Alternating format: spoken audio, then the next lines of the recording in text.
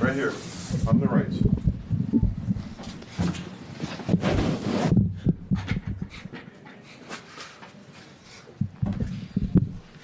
Nikola, Aaron was just talking about sort of coming to appreciate the cerebral side of the game from playing with you over time. I'm curious, since he's been in Denver, like in what ways you've kind of seen him evolve just as a thinker of the game?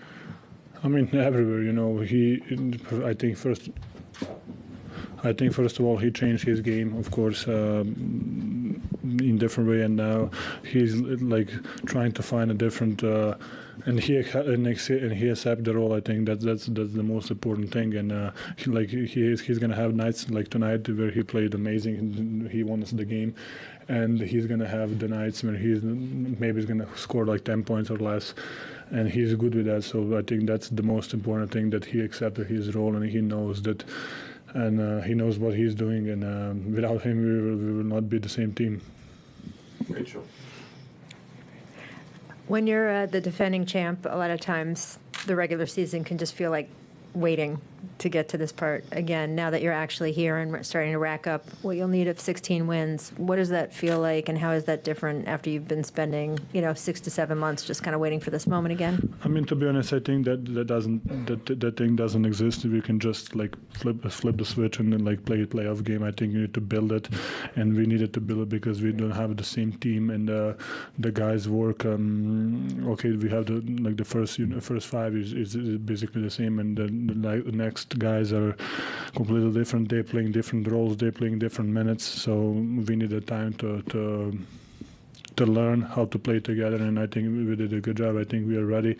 Yes, we are up 3-0 against them, and I think like the nights like tonight just show us that everybody is capable of having big nights. Second row on the left. Kareem Abdul-Jabbar was in the arena tonight, and he had very nice things to say about you. What do you appreciate about Kareem's game? How much do you know about Kareem's game? I mean, I know, of course. To be honest, I watch him a little bit, but I didn't watch him that much just because. To be honest, I didn't have an option. I mean, I can watch it, but I could watch it back in the days. Of course, he's a legend. He was the first number one scoring, of course, when LeBron passed him. But he was a historical player. He's the guy who's going to be remembered forever that played this game. You know, you need to admire the greatness. Let's say like that. Nikola, how much is, I know it's 11 games that you guys have won in a row. I know nobody's really keeping track except for probably us in the media and stuff, and each one of them is different. But does that confidence from each game, like having even the familiarity from last year of sort of knowing this team and being familiar with how they play, does that help you in these types of games? To be honest, I think every game is tougher and tougher. You know, you can see they were up 20 in Denver in the game 2. They were up 12 in today in the first half. Yeah, I think it's really hard to play against the same team over and over again. You kind of get bored with the style of the play or whatever, so you just need to kind of keep you. Don't, especially for us because we won the last 3. Just trust what we are doing and don't get bored with the success because it can get wrong. It could get wrong really quick. Hey, Jokic, I've been talking a lot with Aaron and MP about this. You guys do a lot of read and react. It's not a lot of plays. And MPJ mentioned today about keeping this team together for the long haul and how you guys are able to make those reads. When do you feel like that started changing? Because I know you've been here since your rookie season. When do you feel like it started changing where you guys can read and react with each other? I mean, it was, it was not, first was me and actually first was me and Gary Harris, then me and Jamal, then we had the group and Jameer Nelson was here, Wilson Chandler, and those guys. You need to, like, I think we need to. Well, first of all, you need to learn how to play, and then when you get the core, then we add Mike, then we add AG, and then we add Casey. You're just adding players that know how to play and know where to be. And then you need to experience like 2-3 years together, just to just to learn how to play with each other. Then you're gonna learn your teammates. You're gonna kind of read his steps, how he's gonna go. If you go left hand, if you go right hand, it's everything. Seems like I think I know like what all they're gonna do in certain spots on the floor. Last couple here, right here.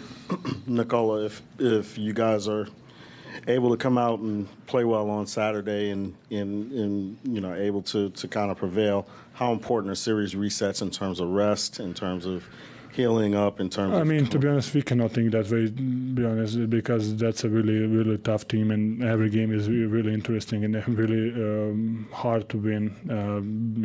I think every game we are kind of playing a catch-up game, and they're really talented. They are really, even last year when we played the fourth game, it was probably hardest game of our lives.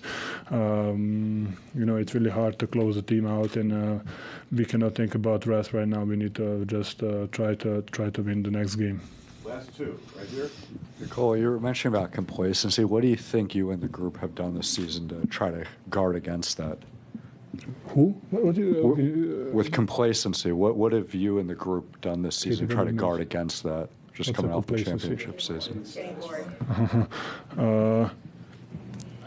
I think I said one time, like winning is a lifestyle for us, and we really enjoy. Like it's really good when you're winning, and especially when you win a lot of games. Like everybody's happy, everybody wants to play, everybody's buying into the system. So winning, I think it's a lifestyle, and we don't wanna. I was here when we were losing, so I don't want to go back to that. Let's say like that. Nikola, Michael Porter has come up big for you guys so far in the series. Where have you seen him grown the most in terms of playoff basketball, and how's he contributed to you guys? Just to have him on your team, and to know that he's gonna make, basically, if he's open, it's open shot. It's a made shot. Probably one of the best shooters that I ever seen or play with,